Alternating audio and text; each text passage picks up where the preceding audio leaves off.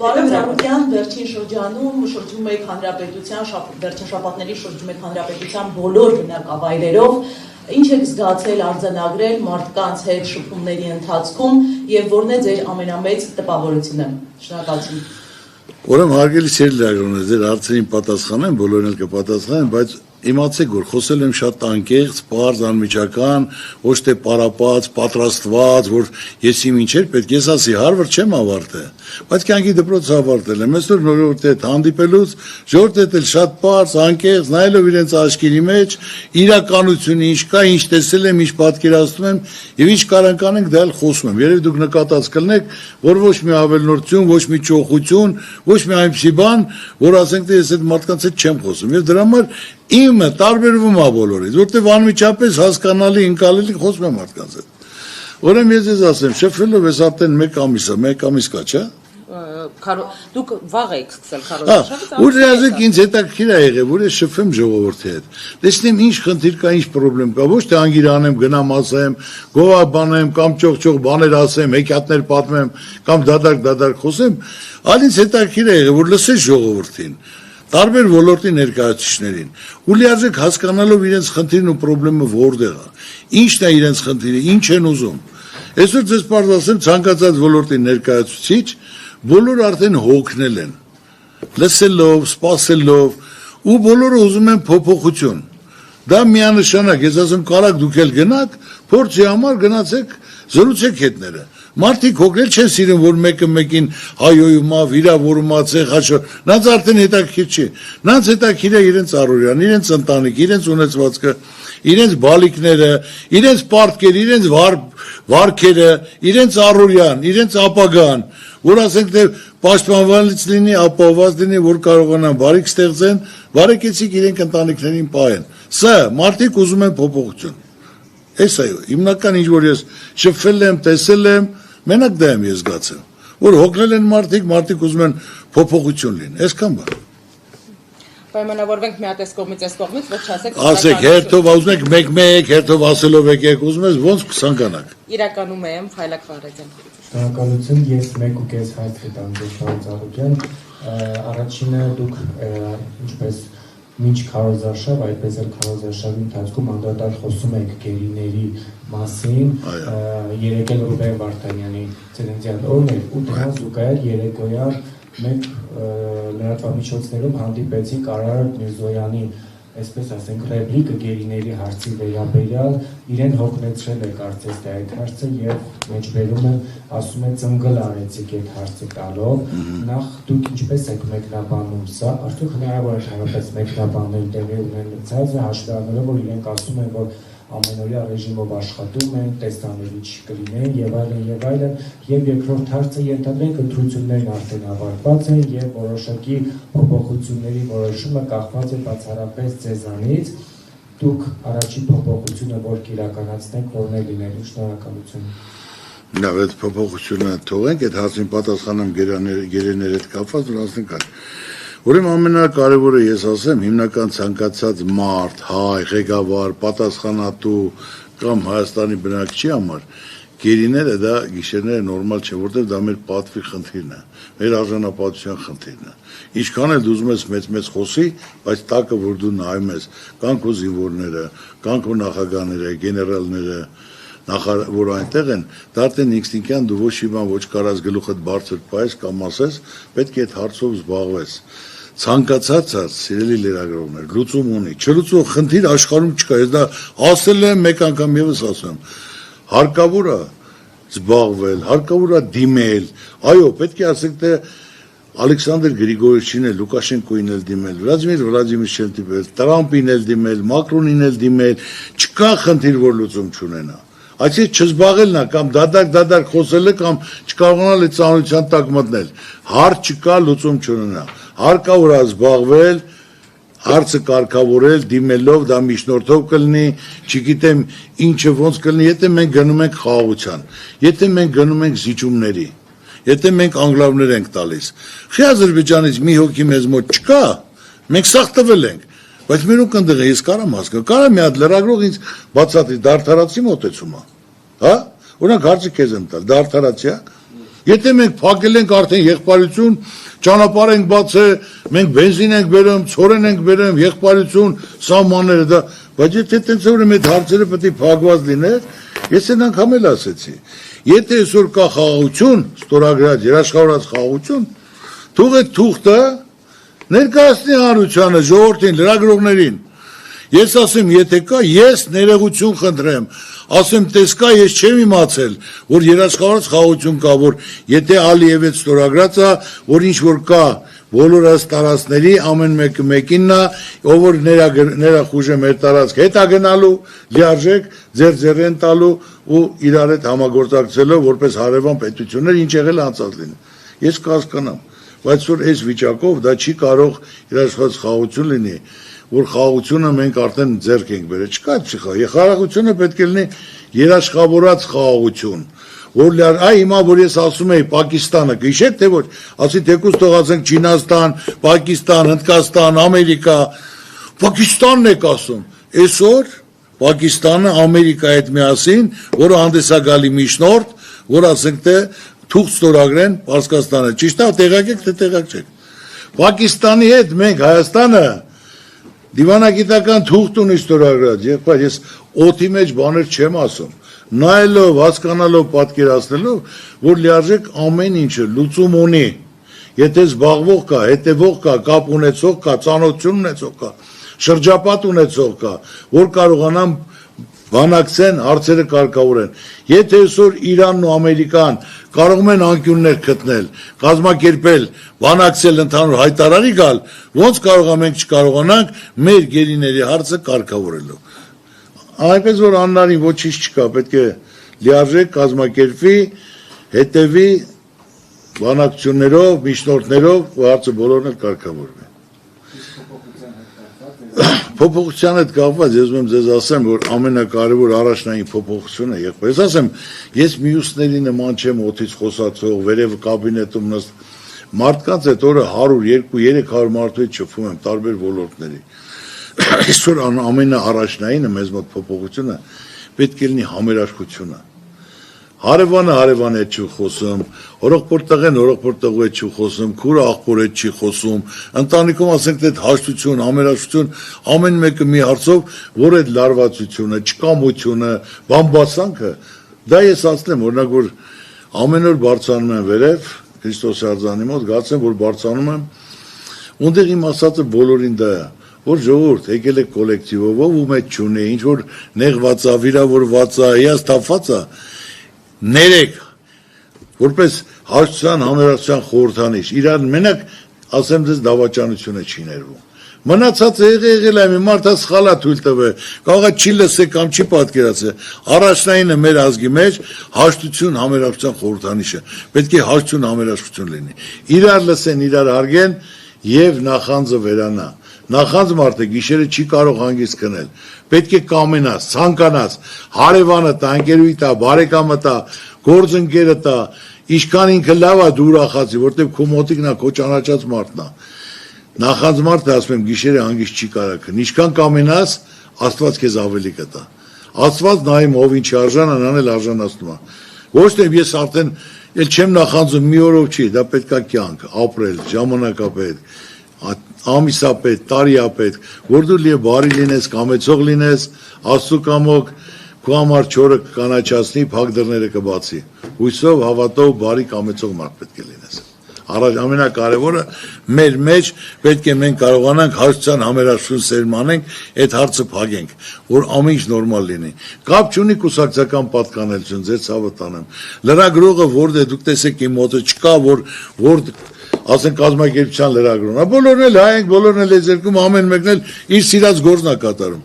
Բայց բոլորից հետաքրքրում է մի բան, որ մենք ավելի պաշտպանված լինենք, լինի խաղաղություն, տնտեսության զարգացում, բարեկեցություն, որ մենք երեխաներին, մեր երեխաներին կարողանանք լիարժեք փոխանցենք խաղաղ, զարգացող, հզոր պետություն։ Այդ է մեր բոլորի նպատակը լինելու։ Խնդրեմ։ Պարոն Ծառուկյան, քանի որ գերիներից խոսեցիք, ասացիք պետք է բոլորին էլ դիմել Պուտինի, Լուկաշենկոյին, մյուսներին։ Լուկաշենկոյի հետ դուք ընկերական հարաբերություններ ունեք, Լուկաշենկոն էլ Ալիևի հետ ընկերական։ Այո, բայց դա եմ ասում։ Ոնց որ ոչ միայն Ալիևի Հայաստանից։ Այո։ դուք հիմա պատրաստվում եք դիմել Լուկաշենկոին կամ հիմա կամ թեկուզ եթե իշխանության գաք որևէ ձևով որ Լուկաշենկոն գերիներին բերի եւ չնայած կամ փորձել եք մինչ այս դիմել օրինակ այդ թեմա առասարակիր այդ խոսք եղել է թե ոչ Ես ուրեմն շատ բաներ ձեզ չասեմ բայց ամենակարևորը իմացեք հնարավորություն դեպքում մի ամիս չի կարող տևել որ իրանք այնտեղ մնան եթե հնարավորություն իմ ձեռքում լինի պետք է մոտեցում, պետք է ծանոթություն, պետք է ոնց ասեմ, բանակցություն, չլուծվող խնդիր չկա։ Ես նորից եմ ասում, թե մարդիկ մենակ դադարք խոսեն։ Չլուծվող խնդիր գոյություն չունի, այդ ձևի հարցերա կարգավորում եղբայր, դա ինչ հարց է։ Իսկ իշխանության առաջարկել եք ձեր օգնությունների։ Ինչ։ Իշխանության առաջարկել եք, որ ձեր կապերով այդ գերիների հարցը լուծվի բանտարկյան։ Ձեր անունը ո՞նց է։ Աննա ջան, ախ դուք եթե ասենք փորձառու մարդ եք, տիրապետում եք, իշխանություններին առաջարկել է։ Իշխանությունները պետք է առաջարկեն, եթե պետք է այդ հարցով դիմենք, ասենք ես իմ տեղը նստած, դուք ընկերությունը, պաշտոնը մի բան է, բայց պետական ասենք դիրքը դա ուրիշ բան է։ Այսօր պետք է լիարժեք մեկը մյուսով է։ Այս sense պետք է կատարվի, հենց կատարվի, ասենք այսօր նորից եմ ասում, կառավարելը հենց այնպես չի։ Որ այսօր նստել ես ոչ մեկ հետ չես շփվում, ոչ մեկ հետ կապ չունես, միայն դնելով սրա վրա ցեղ շփրտելով կարողանաս բան կա։ Չլուծվող խնդիր չկա։ Ես Լուկաշենկոյի հետ թեմայով խոսել եք, պարոն Ծառուկյան։ Եղբայր, ես ասում եմ Լուկաշենկոյի հետ մեր որ հարցով ես դիմել եմ, ասել եմ, 2 րոպե չի տևել։ Այն մարդը ես նորից եմ ասում, շատ հարգում է, շատ սիրում է, այնց որ ամբողջ աշխարհն է Լուկաշենկոին որպես ազդեցիկ մարդ, աշխարհում մեկ, նույն Ամերիկա, նույն ասենք Չինաստանը, նույն ասենք Ռուսաստանը, մարդը տեսած, կարող իր պատկերացումներով, իր ժողովրդին, ոնց ասեմ, կազմակերպելով, այսօր հասարակ բան ասեմ, պատերազմը սահմանի վրա եւ Ուկրաինայում եւ Պոլշայում մարդը այնպիսի քաղաքականություն է վարում որ մի հատ դրոն այնտեղ չի ընկե մարդը ճիշտ հասկանալով բայց եւ այնպես պատրաստված ամեն ինչը տեղին մարդը պետք է այսօր կարողանա ճիշտ կազմել հիմա մեր այսօր շրջակա սաղ երկրներում խնդիրներ է ճիշտ է թե ոչ այսօր մենք այդ խնդրեմը պետք է կարողանանք ճիշտ օգտագործենք եղբայր ամբողջ արաբական երկրից փողերը հանում են ամբողջ աշխարհին նայելով այս իրավիճակը, մենք պետք է կարողանանք ճիշտ կազմակերպենք, պայման ստեղծենք, հնարավորություն ստեղծենք, այդ փողերի 5%-ը գա այստեղ, կզորանանք, չէ՞։ Կարելի է չէ ապահով ինչ որ բանակցել, պայման ստեղծել, հնարավորություն տալ։ Արաբական երկրները ո՞նց են ցածորացան։ Կարողացան լիարժեք քննարկել, անգլիացիների հետ ինչ որ տեխնոլոգիաներ օգտագործել, պայմաններ ստեղծել, հնարավորություն տալ, ու տեսակ ինչ դառավ։ Մի հարց ունեք։ Այո։ Ձեր վարչապետի տեխնացուն վերջ չեղով է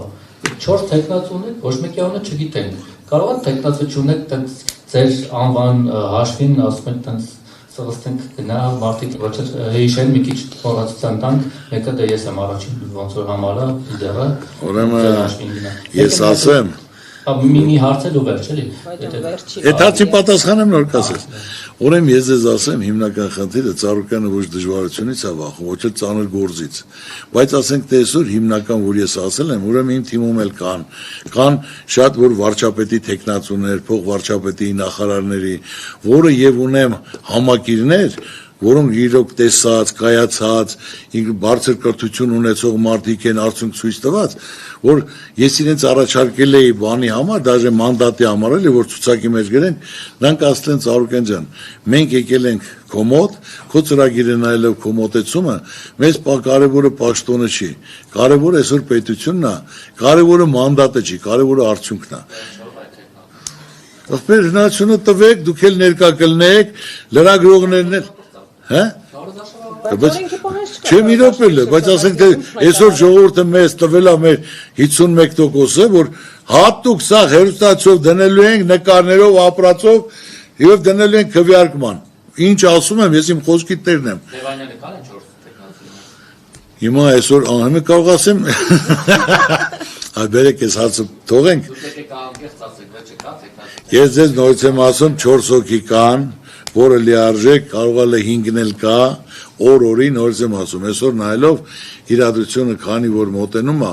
բոլորն էլ պատկերացնում են, ասենք ճիշտ պատկերացրողները, որ բան է փոխվելու։ Ու կարևորը ձեզ կարամ ասեմ, որ դուք սպասեք լավ փոփոխությունների, որ այսօր լիարժեք լավ փոփոխությունը, որ մենք արձանի բացումը անենք, այսօր սաղ աշխարհը արդեն տեղյակ է։ Ուրա ժուրնալը մոտը չէ։ Չէ, բայց նկար ունեմ։ Բայց քին նկարը դժվար է մի հատ բերել, այստեղ որ Հեսա հենց հիմա կասեմ կբարձրացնել։ Մի հատ հարց է տամ։ Չէ, մի րոպե։ Ու այդ ժուրնալը ես ձեզ ասում եմ, կանում կայացել է կինոֆեստիվալ ամբողջ աշխարհը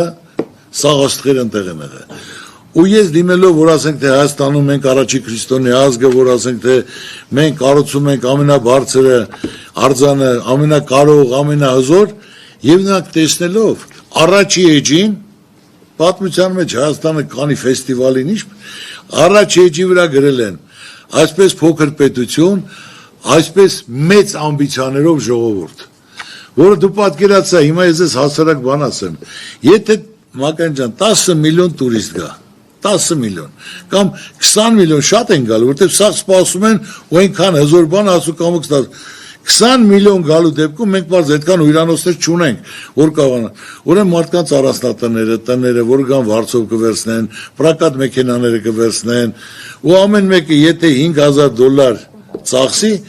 դառնում է 20 միլիոն դեպքում $100 միլիարդ։ Ինչ տո։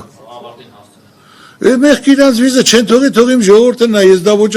ասում եմ 100 միլիարդ ժողովուրդ, 100 միլիարդը, եթե մեր բյուջեն 5-7 միլիարդ է, տարեկան 100 միլիարդ մտնելով, աշխարհում մեծ հիմնական ժողովրդի մեծամասնությունը զբաղվում է